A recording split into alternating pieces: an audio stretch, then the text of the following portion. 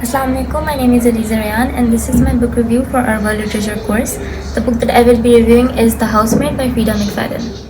So in this review, I will give an overview of the story and I'll talk a bit about the characters, the overall plot, the themes of the book, and as well as my own thoughts towards the end. The Housemaid is a psychological thriller that consists of 61 chapters, excluding the prologue and epilogue. These chapters are divided into three parts, the first part being the longest and the second and third part being almost equal in length.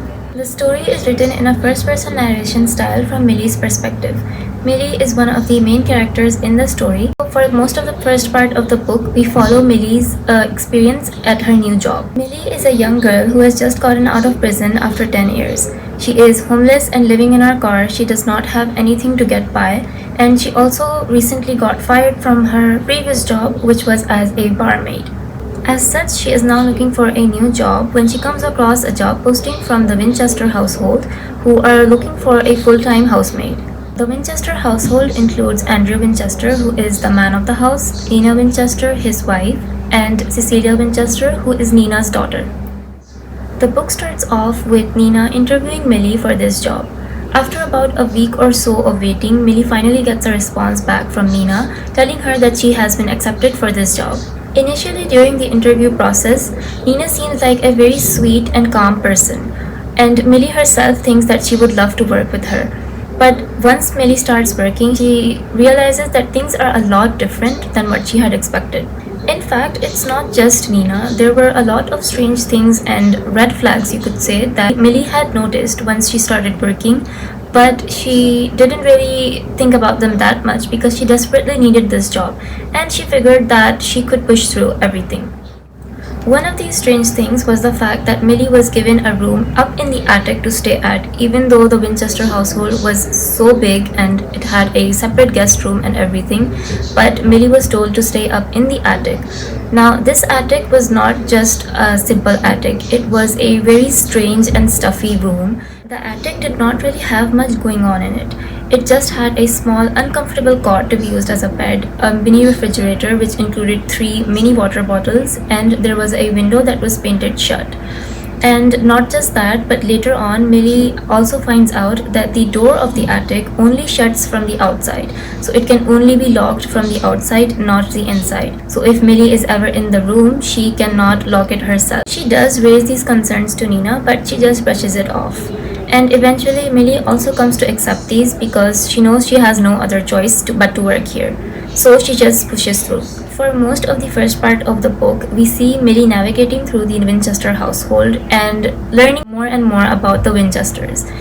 The biggest problem that she faces is basically Nina. She makes a mess every single day, every single morning when Millie wakes up, she has a huge mess to clean.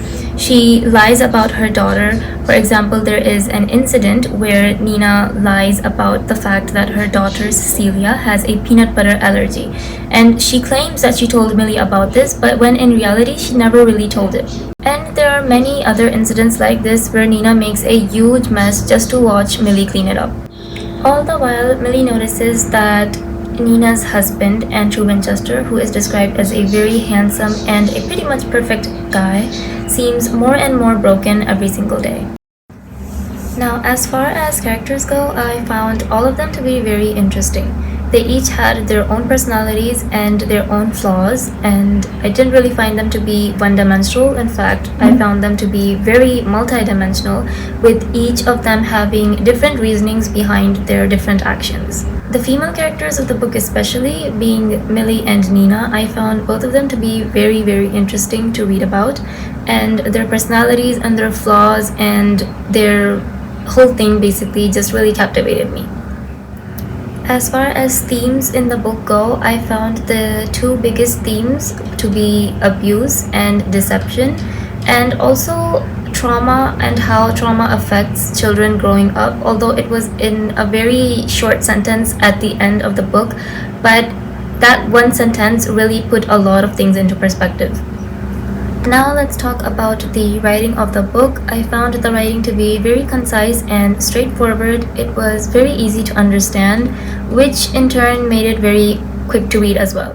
Because it is written in a first-person narration style, sometimes it feels like you're reading a diary entry of the characters, but I didn't really mind it that much. There were a few parts where it felt a bit awkward, but overall it didn't really bother me that much. And the writing is basically simple enough for even first-time readers, whether you are reading a psychological book for the first time or just even reading a book in general for the first time. The writing is simple enough for you to be able to understand and comprehend, basically.